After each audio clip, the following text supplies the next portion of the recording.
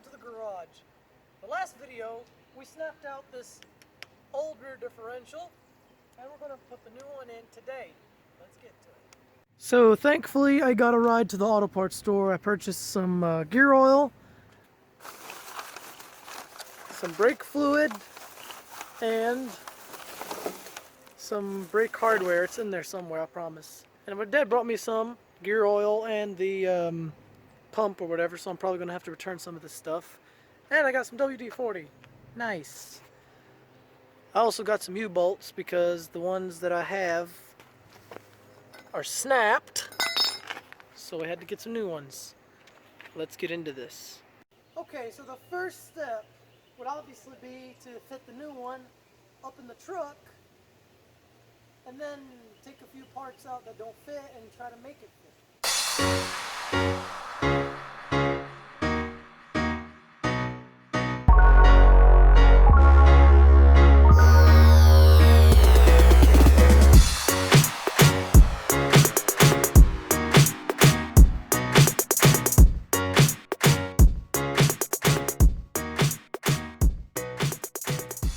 Okay, that was fairly easy. So what you do is you put the jack under the rear end. You obviously gotta carry it somehow. I ended up carrying it myself and putting it on the jack. And jack it up, put it up against the leaf springs where it belongs, over there. And then, as you can see, I kind of got it sort of into place now. And now we get the new U-bolts and the mountain plates. Well, we got the new U-bolts on. We tried to put the mountain plate on them, and look, first of all, I noticed they were too long. Second, here's the new one, here's the old one. Yeah.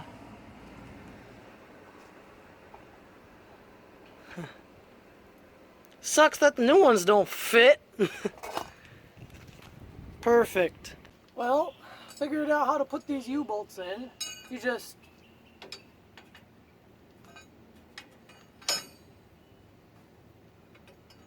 kind of rest them like that. Then you take your mountain plate. I decided to reuse the old ones because I didn't see nothing wrong with them. And just kind of shove them in there. They're not, apparently they weren't made for this truck specifically. They're probably just a universal kit, but as you can see, they shove right in. And you do the same thing for the other side.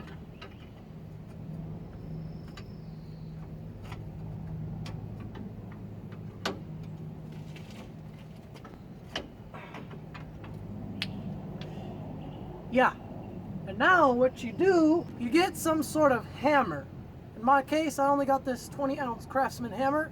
You could use a bigger hammer if you want, but in my case, I'm just going to use this and go from down beneath the mountain plate and just hammer away. There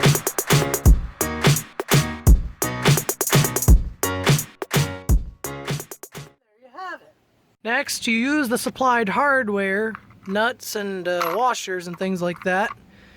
But in my case, I'm just going to end up reusing the old washers because, yeah, the difference is obvious.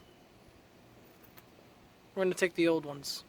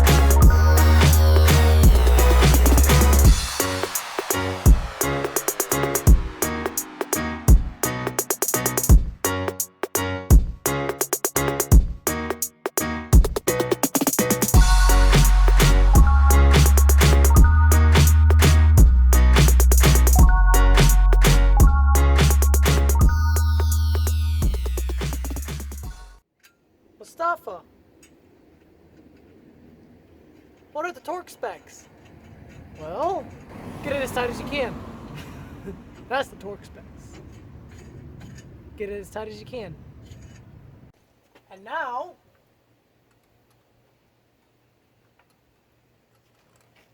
she's in. Next, you put the shocks back in. And how you do that is you remember where you took them off from last time? Just put them back where they were. In this case, the mounts are up here. I don't know if you can see it on camera. You just go like that. Kind of push it up a little bit. There we go. It's handy if you got your bolt with you. And once you get the shock in its right place, just shove the bolt in there to hold it in place. And it's in. And now, all you gotta do is get your two 13mm bolts and nuts and shove them where they belong.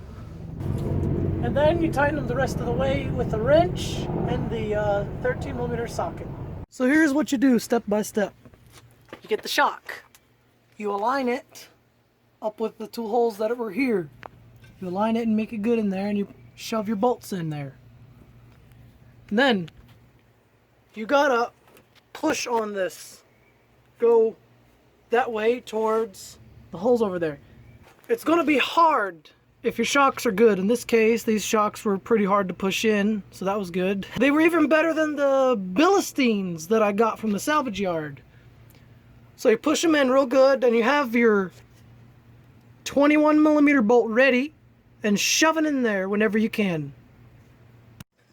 Don't forget to put back everything that goes where it's supposed to.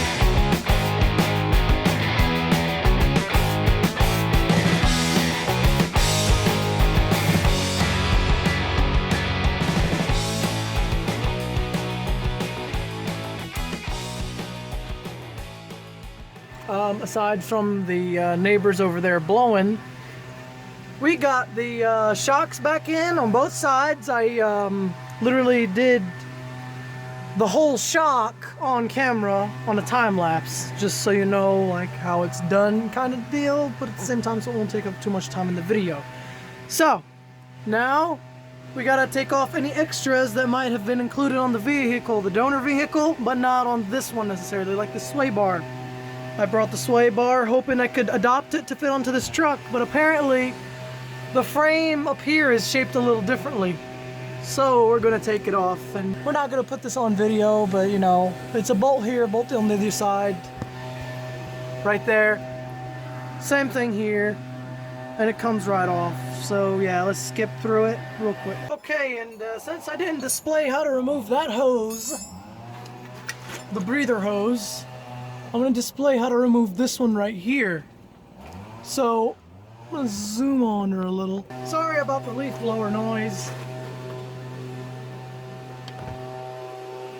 So you just kind of pinch it somehow. You're going to want to pinch it like that. And just kind of go up on it.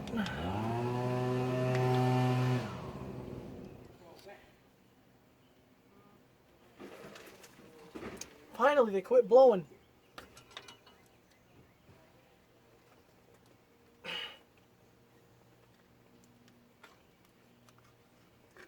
Comes right off. Want to put the new one and put the old one back here. Okay, get you pliers, find the clamp,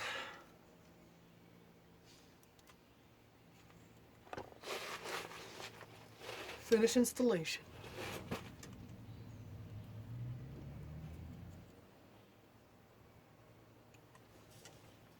You're done with this one.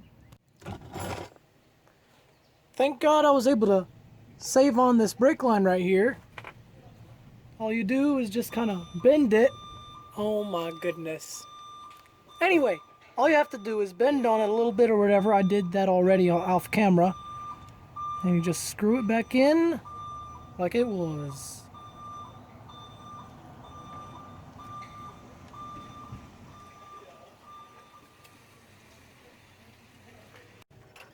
Well, I saved on this one from the old axle, so now we're going to install it. Well, good thing a guy was able to save on a little brake line from the old axle. Now you have to shove this booger somewhere on here. But before we do that, I'm going to have to go get a gasket for the differential cover. And, you know, put some oil and button up a few more things. But otherwise, she's about done. Okay, after that's done, we need to take the diff cover off of here and clean it on the inside, seal it on the outside, and torque everything down.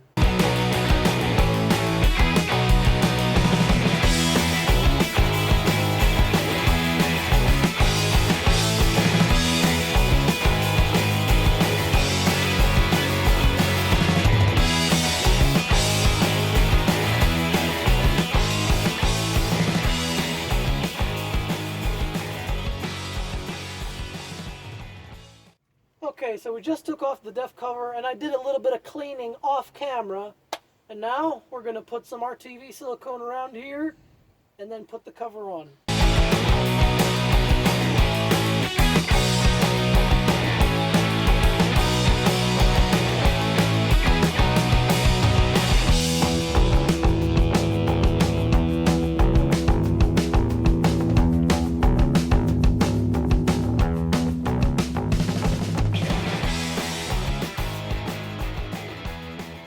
So I also cleaned off the diff cover, and to scrape off the gasket surface material, I'd recommend using one of these boys right here. My neighbor Kelly, shout out to him, he helped me out a little bit and he let me use his scraper. I'd recommend using these and not necessarily a blade or a screwdriver. Just keep that in mind. And now we're going to pop her on.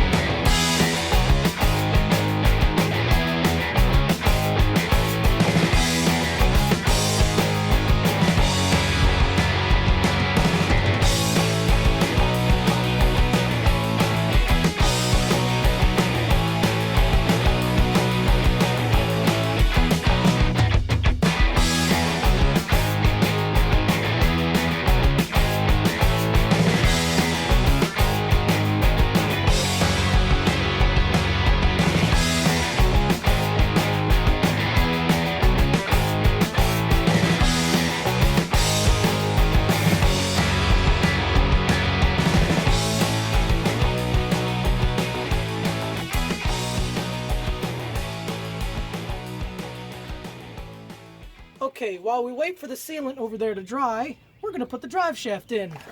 Well, apparently we have to save the yoke, that piece right there, off of the other differential, because the U-joint in this one wouldn't fit, and these little things wouldn't fit neither.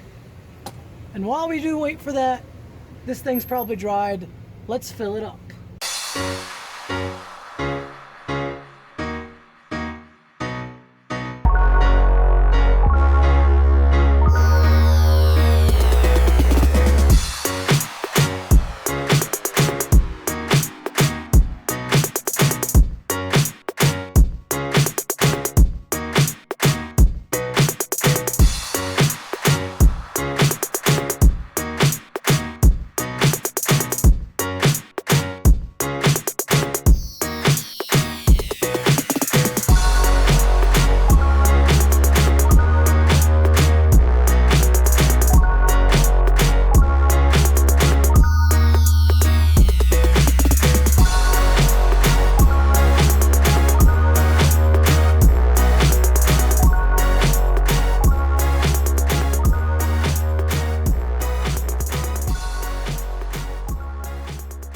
Well, I'll take care of the U-joint later in that situation.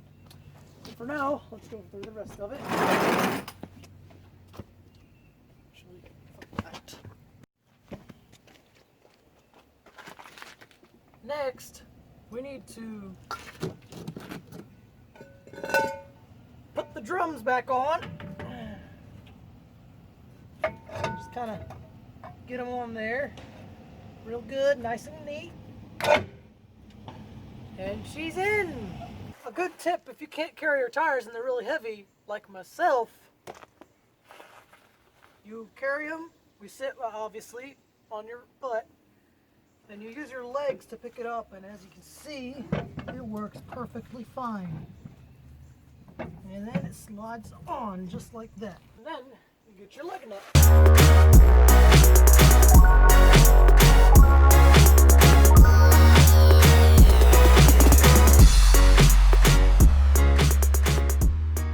The same thing on the other side, and then we're going to lower the car.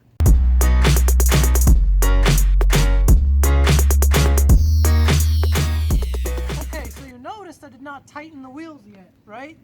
Well, that's because of this. You wait till the car is already on the ground. And because the car is on the ground, the weight of it is holding the wheels from spinning when you're trying to tighten the bolts. So what you do is you tighten your bolts, crisscross pattern. So you go from this one to this one to this one to this one to this one to this one. Or start wherever you want, but you gotta keep the same pattern. So let's get it done.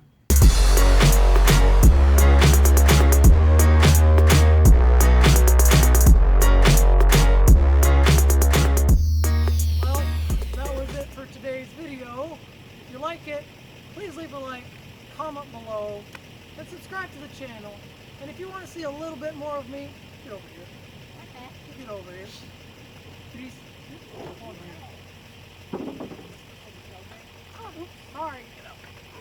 There. And if you want a little bit more funny content, he's got a TikTok. Give him a follow and subscribe to the YouTube channel. Things we did not accomplish today was bleeding the brakes. The bleeder valves were too stubborn, and we couldn't put the drive shaft on because I had to swap the yoke from the old drive shaft, which is sitting actually right to my right side, and put it onto the new one. And yeah. Other than that, everything should be okay. I hope you learned something from this video, and stay tuned for more content, including me, or this goofball right here, stop it, and this truck. See you guys next time.